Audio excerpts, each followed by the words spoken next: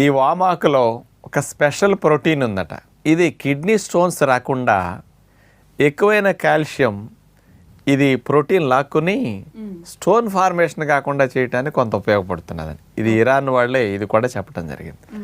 అంటే దీని మీద చూడండి ఎంతోమంది ఎన్నో దేశాల వారు రకరకాల పరిశోధనలు చేశారు. కాబట్టి వామాకులో ఉండే ఔషధ గుణాలన్నిటినీ మనం చక్కగా శరీరానికి అందించగలిగితే ఎంతో సింపుల్గా సమస్యల నుంచి బయట